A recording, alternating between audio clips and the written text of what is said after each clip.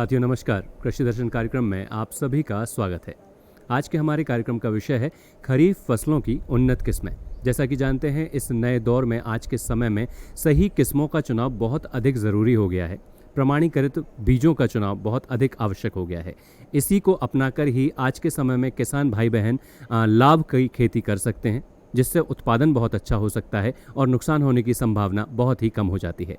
आज इस विषय पर बात करने के लिए हमारे साथ हैं वरिष्ठ कृषि वैज्ञानिक डॉक्टर शिवराम सिंह रघुवंशी जी। आप खुरई से हैं। सर, आपका कार्यक्रम में बहुत बहुत स्वागत है। तो सबसे पहले हम जानना चाहेंगे, जो हमारा विषय है कि खरीफ के इस मौसम में कौन कौन सी उन्नत किस्मों की फसलें हैं जिनका चयन हमारे किसान भाई बहनों को करना चाहिए, जो उनके लिए लाभकारी हो सकता है। सर, इसके बारे में आप हमें बताएं। मैं ये कहना चाहूँगा कि किसान भाई, अब जैसे कि हमको देखने को आ रहा है कि इस बार थोड़ा सा मानसून अलग उसमें चल रहा है कि समय पर मानसून नहीं आ पाया है।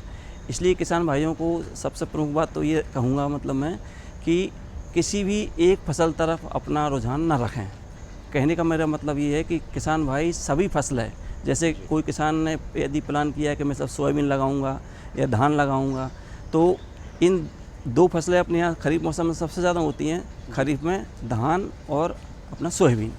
अब यहाँ पर जो इस साल जो मानसून की थोड़ी सी प्रतिकूलता दिख रही है, जैसे कि अपन सबको मालूम है कि अभी तक पूरे मध्य प्रदेश में मानसून प्रॉपर आया नहीं है। इस स्थिति में क्या किसान भाई, जैसे हमारा धान भी है, अब धान के लिए क्या होता है कि पानी की आवश्यकता बहुत ज़्यादा लगती है। तो मैं इस आपके माध्यम से कहना चाहूँगा कि किसान भाई धान से थोड़ा सा अपना रुझान कम करें, क्योंकि आगे क्या होगा इसकी अभी भी हमको कोई भी संभावना नहीं दिख रही है। और धान के लिए जैसा कि सबको मालूम है कि पानी बहुत ज़्यादा मात्रा में लगता है। जब पानी लगता है तो उसकी खाद वगैरह सब भी ज़्यादा मात्रा में लगती हैं। तो अब हमको यदि पानी की कमी दिख रही है तो इस तरफ थोड़ा सा हमको रुझान हटाना पड़ेगा। और इसके स्थान पर मैं ये कहना चाहूँगा कि जो सोयाबीन हमारा है मध्य प्रदेश में, तो सोयाबीन की कम समय वाली उन्नत किस्में, जैसे कि हमारी इसमें सबसे जो कम समय वाली उन्नत किस्में बहुत पहले आती थी हमारी सम्राट नाम की किस्म। फिर उसके बाद हमारी सम्राट को अपग्रेड करके वैरायटी या किस्म निकाली गई JS 9560। और उसके बाद 9560 के बाद फिर किसानों का रुझान आया कि हमको ज़्यादा उत्पादन वाली किस्में चाहिए। तो उसके बाद JS 2029, JS 2034 और उसके बाद JS 2172 कई किस्मों का रिलीज हुई और किसान भाइयों ने इसको अच्छा उत्पादन लिया।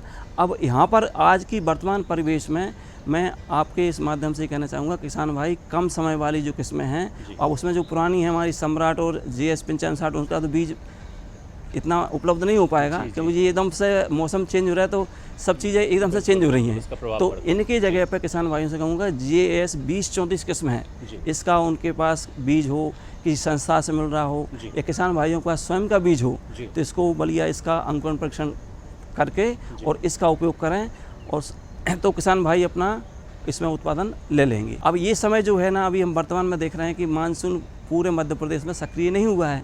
तो यहाँ पर जब मानसून अब कब आएगा, और कई जगह पानी तेज़ पड़ रहा है, कई जगह गैप कर रहा है, तो इस स्थिति में जो हमारी JS 2034 किस्म है, ये किसान भाइयों के लिए उत्पादन अच्छा दे देगी। सर, जैसा आप बता रहे हैं कि आपने बताया कि किस प्रकार से धान की फसल का चुनाव नहीं करें या कर रहे हैं तो उसमें कम रकबे में रखें ताकि नुकसान ना हो। अगर बारिश कम होती है या मौसम जिस तरीके से देरी से इस बार आया है तो उसके हिसाब से आप करें। तो सर, इस स्थिति में धान की किस किस्म का अगर कोई किसान उपयोग करना चाह रहे हैं तो वह किस किस्म का चुनाव करे, किस उसको बीज को प्राप्त करें जिससे वह उनको नुकसान ना हो और उसमें कम समय में उन्हें लाभ प्राप्त हो जाए? पूरे वैज्ञानिक, पूरे किसान लोग, सब लोग अपना पिछले साल का एक अनुभव निकालते हैं। उस अनुभव निकालने के बाद वो अपना एक सिलेक्शन या चयन करते हैं कि हमको इस किस्म ने ज़्यादा उत्पादन दिया था तो हम आगे इस किस्म को लेंगे। तो अब उसके लिए जो सही समय था किसानों का, उन्होंने अपना हिसाब से ये व्यवस्था कर ली, खाद की व्यवस्था कर ली, खाद के साथ साथ अपने बीज की व्यवस्था कर ली। कई लोग डायरेक्ट धान की बुआई करते हैं। अब जो डायरेक्ट बुआई करते हैं, तो अब जहाँ पे हम बात करेंगे किस्मों की, तो अब किस्मों में जो है ना, धान की जो है ना, सभी लंबे समय वाली किस्में हैं। और इसमें मैं किसान भाइयों से यही कहना चाहूँगा कि भाई लोगों कि आगे पानी क्या रहेगा, क्योंकि यदि नहीं हुआ तो अब यहाँ से हमारा किसान भाइयों को ये आगाह करने का एक प्लेटफार्म है कि किसान भाई ज़्यादा लंबे समय वाली, चाहे वो आपकी कोई सी भी किस्म हो, ठीक। और धान में ऐसा मेरे हिसाब से जो किस्में है ना, ज़्यादा समय से कम समय वाली ज़्यादा है नहीं है। तो अब मैं तो यही कहना चाहूँ किसान भाइयों से कि जो उनका पुराना अनुभव है कि भाई ये हमारी कम समय में पक गई थी, क्योंकि बाद में क्या होता है कि इसमें कोई यदि नुकसान हो जाता है तो उनको बहुत नुकसान होता है। सर, जैसा आपने बताया कि धान जो है लंबे समय की फसल है और मौसम अभी जो अनुकूल नहीं है तो उसके लिए चुनाव ना करें, तो सोयाबीन की तरफ जैसे किसान भाई जा सकते हैं, तो क्या सोयाबीन के अलावा कुछ और भी फसलें हैं जिनका चुनाव क्षेत्र के हिसाब से हमारे किसान भाई बहन कर सकते हैं और आगे बढ़ सकते हैं? इस विषय में आप हमें बताएं। इसमें मैं ये कहना चाहूँ किसान भाइयों से कि इस बार जो मौसम ने एक हमको संकेत दिया है कि मौसम या मानसून जो अपना है वो सामान्य नहीं रह रहा है, या तो ज़्यादा भी हो सकता है या कम की संभावना हमको दिखी गई है कि कम आ ही रहा है। तो इसमें जैसे मैंने सोयाबीन का बता ही दिया किसान भाइयों के लिए, अब किसान भाई अपना जो धान की तरफ से एरिया हटा के या लंबी किस्मों की तरफ से एरिया हटाकर, जैसे हम देखते हैं कि जो दलहनी फसलें हैं हमारी, दलहनी फसलों में क्या होता है कि पानी भी कम लगता है, खाद भी कम लगता है, और साथ साथ में कई जैसे अपनी उड़द है, मूंग है, ये अपनी दोनों फसलें बिल्कुल जी मानो कहते कि 2 से ढाई महीने में, मतलब 60 से लेकर 75 दिन के बीच में किसान भाइयों की उपज मिल जाती है।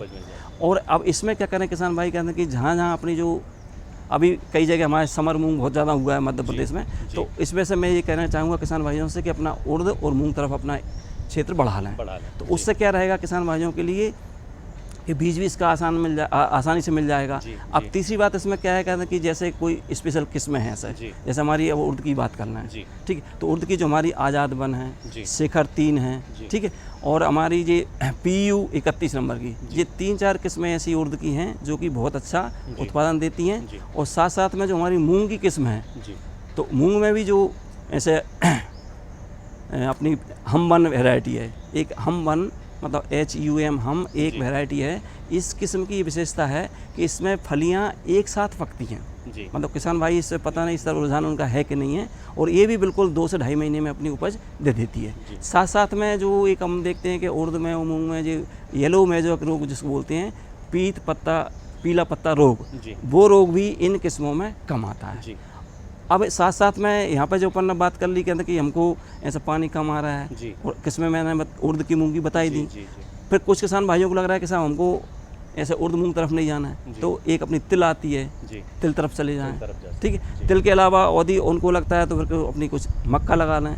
मक्का में आजकल बहुत ही कई किस्मों के मतलब हाइब्रिड्स आ गए हैं, तो वो अपने को कम पानी में, कम खाद की मात्रा में कुछ ना कुछ उपज दे देंगे। तो अब हाइब्रिड्स तो मार्केट में बहुत हैं, उसी किस्मों का मतलब बहुत ही अपना कम, फिर भी उसमें मक्का में जो हमारी HQPM 1 नंबर की किस्म है जो कि अच्छा उत्पादन देती है, उस तरफ किसान जाएँ। तो किसान भाई बिल्कुल घबराएं नहीं, अपनी फसलों का चयन अच्छे तरह से करें, एक फसल तरफ न लें, साथ साथ में एक फसल में एक किस्म पर ना जाएँ।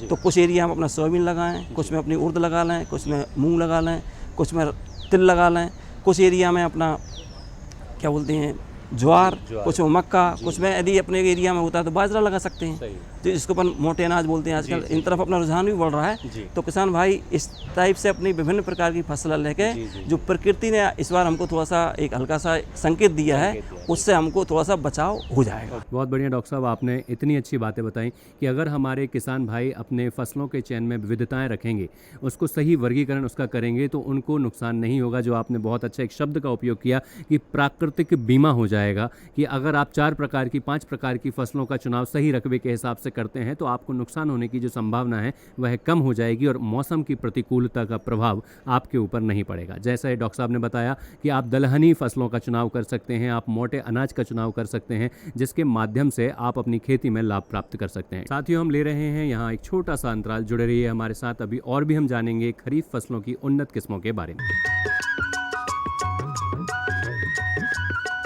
अरे सुन तो। मुझे क्या सुनाना चाहते हो? जो सुनाओ मेरी सौतन को। किसको? अरे वही तुम्हारा मोबाइल फोन जिससे सुबह शाम दिन रात चिपके रहते थे और कहते थे किसान कॉल सेंटर से बातें हो रही हैं। अच्छा ये बात है। हाँ, क्यों, क्या हुआ? अब बात नहीं होती क्या? अब तो झट से बात हो जाती है। संबंधी समस्याओं का अपनी भाषा में तुरंत हल पाने के लिए पूरे भारत में किसी भी फोन से हेल्पलाइन नंबर पर संपर्क करें। किसानों का दोस्त किसान कॉल सेंटर।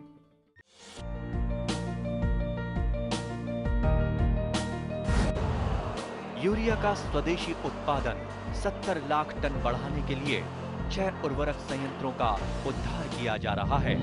FCIL के गोरखपुर, सिंदरी, तलचर और रामागुंडम संयंत्र, HFCL की बरौनी इकाई और BVFCL की नामरू फोर्थ। सोने पर सुहागा ये है कि देश में अब बनेगा सिर्फ नीम लेपित यूरिया, क्योंकि इससे होगा किसानों का फायदा ही फायदा। अनाज का उत्पादन 10% तक बढ़ेगा। बढ़ेगी 10 से 15% नाइट्रोजन क्षमता।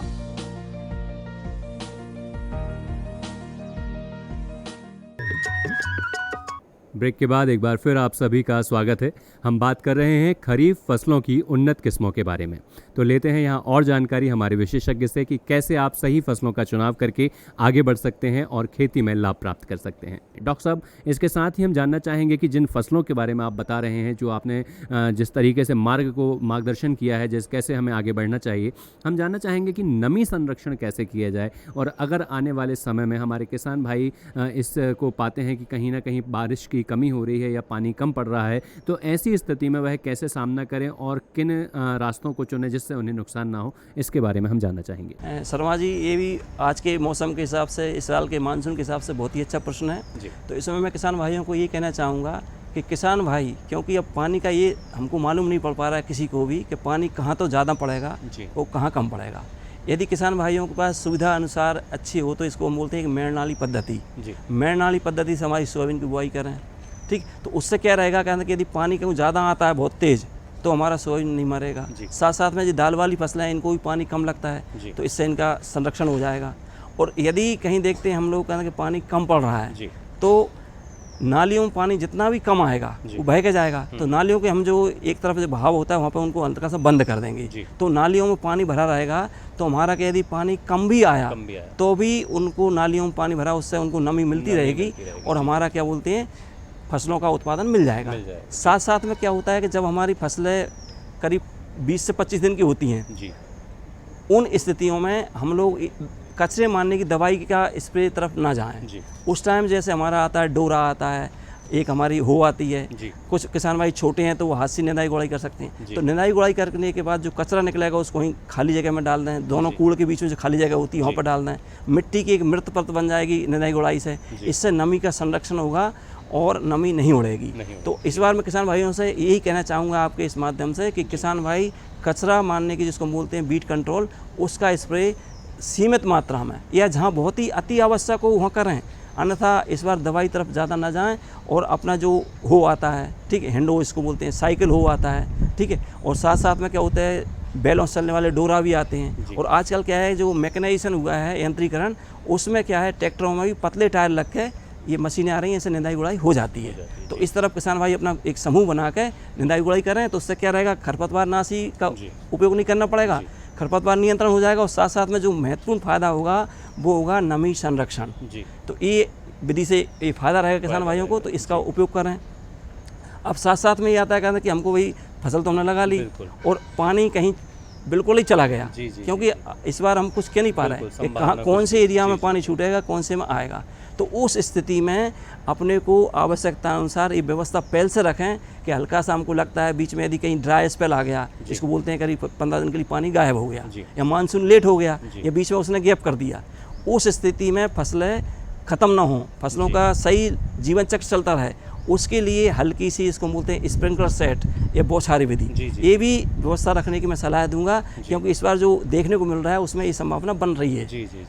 हालांकि मैं गारंटी से नहीं कह रहा कि ऐसा होगा अपन, लेकिन संभावनाओं पर अपन बात कर सकते हैं। तो इसलिए मैंने ये बोला कि उसमें अपने को हल्का सा ये भी नहीं करना है हमको दाल वाली फसल लगा लें, उर्द मूंग वगैरह, कि हमको ज़्यादा पानी देना है। बिल्कुल लाइफ सेविंग जीवन रक्षक सिंचाई देना है। कभी 2 सेंटीमीटर दे दी, कभी 3 सेंटीमीटर, मतलब ज़्यादा पानी नहीं देने बौछारी विधि से। जी, बहुत अच्छा आपने यहाँ पर जो बताया किस प्रकार से हमारे किसान भाई बहन किन विधियों को अपना सकते हैं जिससे उनके नुकसान होने की संभावना बहुत ही कम हो जाएगी।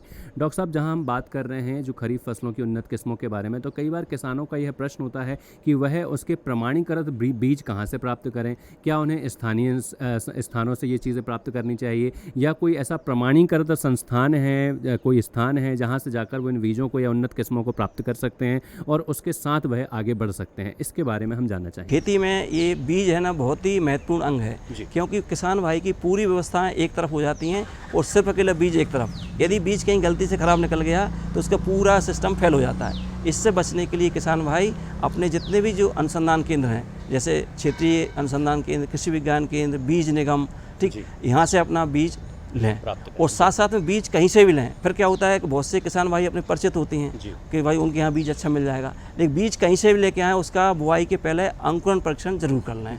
अंकुरण परीक्षण हो जाएगा तो उसकी कि हमको यदि 70% के आसपास मिल रहा है, 70 से 75%, तो हमारा बीज बोने लायक रहता है। तो इसके लिए बहुत ही एक साधारण विधि है कि बीज चाहे वो बीज निगम से आया हो, चाहे अपने परिचित किसान भाई से लिया हो, चाहे मित्रों से लिया हो, चाहे कृषि विज्ञान केंद्र से लिया हो, चाहे विश्वविद्यालय से लिया हो, महाविद्यालय से लिया हो, कहीं से बीज आया हो, उसका अपने को जो एक बोरी का फट्टा होता है जिसमें पुराने समय में शक्कर आती थी, तो उस फट्टे में अपने ऐसे एक मुट्ठी दाना लिए, छांटना नहीं, मुट्ठी भरना है, उसमें छोटे दाने जाएंगे, बड़े दाने जाएंगे, जैसे भी। वैसे तो ग्रेडिंग वाला एक समान दाना आता है, तो उसमें अपन ने फिर भी देख लिया कि दाने कैसे भी आए, उनको ऊपर काउंट कर लिया, गिन लिया अपन ने कि दाने हमारे 180 हैं कि 185 हैं कि 210 हैं, उनको बढ़िया लाइन में बिछा दिया और बिछाने के बाद पूरा गीला फट्टा है ना उसको गीला कर दिया। तो उसको हम बिल्कुल उतना गीला करेंगे कि नमी बनी रहे, उसमें पानी बहाएंगे नहीं, तो उससे क्या रहेगा, नमी रहेगी तो पूरे 72 घंटे में, मतलब 3 दिन में उसको हमारे पूरे अंकुरण आ जाएगा बढ़िया। तो ये सभी बीजों का और हमेशा हर फसल का परीक्षण करें। और किसान भाई, ये मैं इसलिए कहना चाहता हूँ, बाद में ये शिकायतें बहुत आती हैं कि साहब हमारा बीज नहीं उगा है, और बीज नहीं उगा है ना तो उसमें फिर कई सर्वे होते हैं, कई दिक्कतें आती हैं, आखिरी में जाके किसान भाई का नुकसान हो जाता है। तो इस नुकसान से बचने के लिए और साथ में ये एक महत्वपूर्ण और बात बोलना चाह रहा हूँ कि अपन ने आज बुआई करी और रात में कहीं तेज़ पानी आ गया, इसलिए उसमें बनता है कि कड़क परत बन जाती है, ये पानी तेज़ पड़ा, मिट्टी पिट गई बिल्कुल, दूसरे दिन तेज़ धूप निकल आई, उससे ऊपर की परत कड़क हो गई, उससे अंकुरण वहीं मर जाता है, क्योंकि दाल वाली फसलों के, सबके खरीफ मौसम की फसलों के अंकुरण बहुत नाजुक रहते हैं। तो यदि वो इससे बचना है तो बिल्कुल उथली बुआई करें। उथली मतलब बिल्कुल ऊपर ऊपर, मतलब 2-2.5 सेंटीमीटर, 1 इंच भी पूरा ना हो कंप्लीट। अकेले ये कि मिट्टी में वो पूरा लाइन में सोइंग हो गया है। तो इससे क्या रहेगा, हमारे किसान भाइयों के लिए ये भी एक दूसरा तरीका है कहना कि हमारा अंकुरण % कम ना हो पाए, ठीक है। और भाई बहुत से किसान भाई क्या सोचते हैं, कहते हैं कि हम थोड़ा सा गहरा डाल देंगे, क्यों कहीं पानी चला गया और 4 दिन बाद यदि कहीं पानी नहीं आया तो हमारा बीज ऊपर का मर जाएगा। तो अब जो अपनी स्थिति कैसी हो रही है, बिल्कुल अनिश्चित, तो उसमें बचने के लिए जो मैंने अभी सभी बातें बताई उस पर ध्यान रखें और उनको अपनाकर इस प्रतिकूल मौसम में और जो मानसून की अनिश्चितता हो रही है, इसमें अपना भरपूर उत्पादन लें और अपना लाभ कमाएं। सर, इसके साथ ही हम जानना चाहेंगे, कहीं ना कहीं हर, चाहे दूरस्थ किसान हो, छोटे किसान हो, बड़े किसान हो, सबके मन में यह बात होती है कि किस प्रकार से इन किस्मों का चुनाव जो कर रहे हैं, इनमें लागत कम हो, उत्पादन अधिक हो, जिससे उन्हें मुनाफा प्राप्त हो सके। तो इसके लिए किन दिशा निर्देशों का उन्हें पालन करना चाहिए, कौन से ऐसे उचित कदम उन्हें उठाने चाहिए, किन बिंदुओं का ध्यान रखते हुए जिससे उन्हें नुकसान ना हो, लागत कम हो और मुनाफा ज़्यादा हो जाए, इसके बारे में हम जानना चाहेंगे। तो शर्मा जी, इसमें सबसे अहम मुद्दा है बीज का मुद्दा। तो हम किसान भाइयों को ये कहना चाहेंगे कि जितना भी वो लोग देखते हैं कि इस साल की किस्में इतनी रिलीज हुई हैं पूरा, क्योंकि आजकल ये सोशल मीडिया का अच्छा चल रहा है, तो उनके पास बहुत जानकारी इकट्ठी हो जाती है। तो किसान भाई क्या सोचते हैं कि इस किस्म का है, उसके पीछे भागने लगते हैं। तो मैं किसान भाइयों से ये कहना चाहूँगा कि अपने को जब कोई नई किस्म आती है तो उसका एकदम बीज तो मिलता नहीं है, क्योंकि बीज बनता है खेतों में, और जब अपन ने बुआई कम की है तो वहाँ पे अपना बीज कम बनेगा। तो इसलिए उसका क्या है कि एक तो महंगा आता है, दूसरा क्या है कि यदि वो असफल हो गया तो अपने नुकसान ना हो। इसलिए किसान भाई कम से कम प्रति वर्ष अपने लिए हर फसल की 2-2 किस्मों के 10-10 किलो या 5-5 किलो बीज लाकर खुद बीज बनाएं और उस बीज को अच्छा संरक्षित करें, और उस बीज का रहेगा तो उनके पास बीज भी बन जाएगा। साथ में उनको ये भी मालूम पड़ जाएगा कि हमारे पास, हमारे यहाँ की जलवायु में, हमारे यहाँ के वातावरण में कौन सी किस्में अच्छी उत्पादन दे रही है। तो ये उनका खुद का परीक्षण हो जाएगा। अब क्या है, किसान भाई इसके नाम के पीछे ना भागें कि सब वो किस्म बहुत अच्छी आई है, उसका हमको क्या फ़ायदा मिलेगा। तो बीज स्वयं का बनाएंगे, और साथ साथ में जैसे कि भारत सरकार ने आजकल नया सिस्टम चालू किया है कि आप कौन सी फसल लगा रहे हैं तो आपको कितना खाद टोकन सिस्टम से मिलेगा।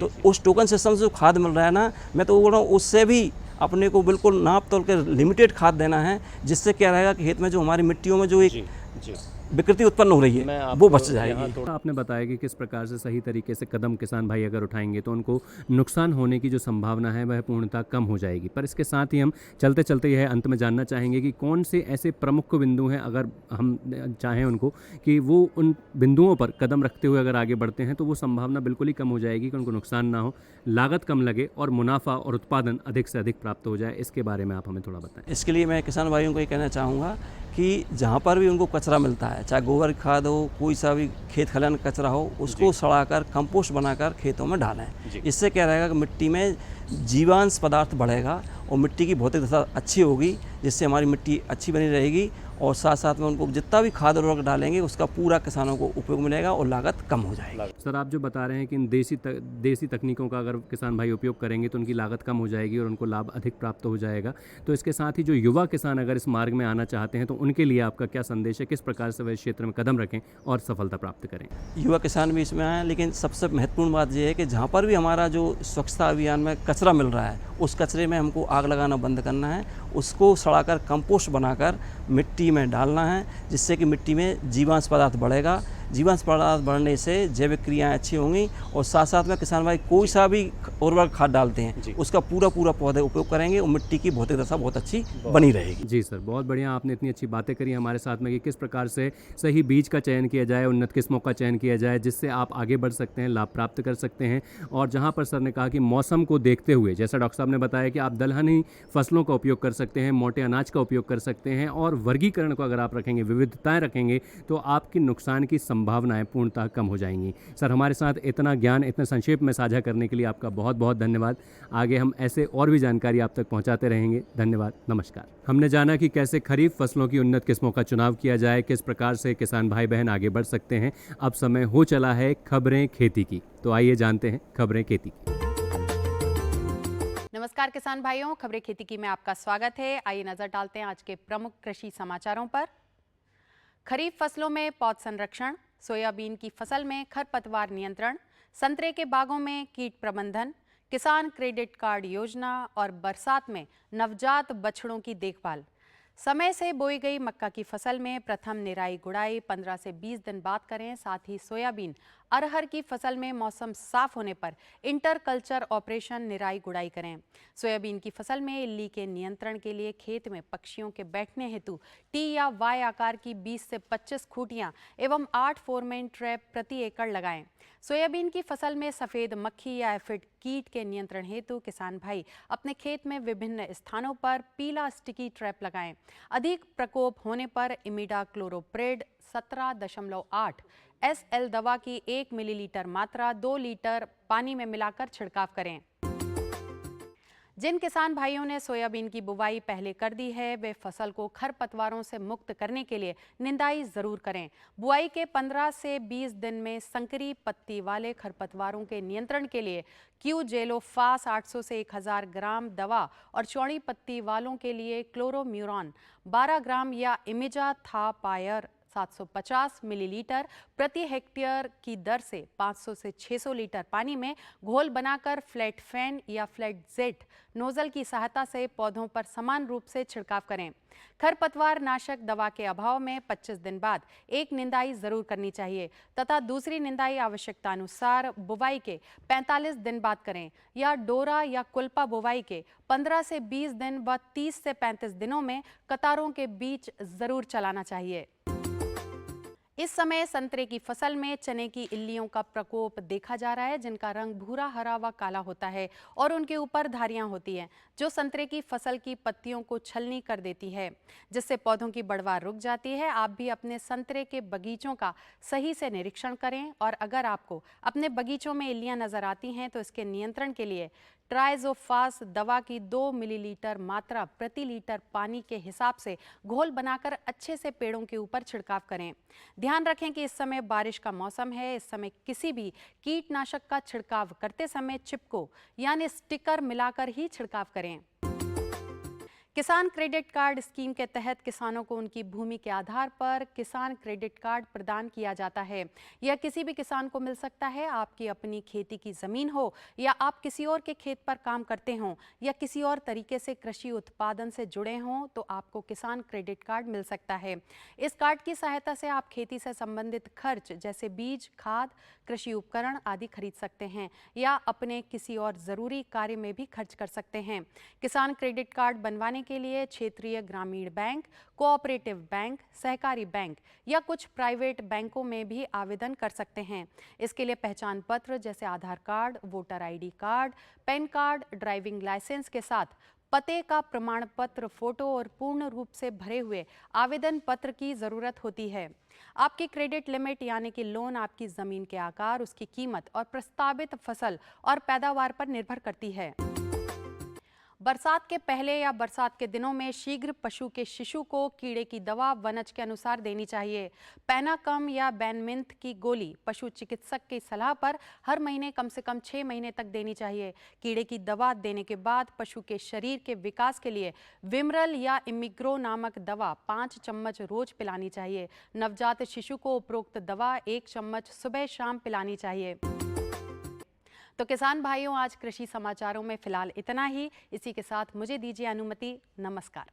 साथियों, जैसा कि आज हमने जाना कि खरीफ फसलों की उन्नत किस्मों का चुनाव कितना आवश्यक है, इस चुनाव को करके जलवायु को समझकर, क्षेत्र को समझकर कैसे आप उन्नत किस्मों का चुनाव करेंगे जिससे आपका खेती का जो व्यवसाय है, कृषि है, वह लाभ का सौदा साबित होगा।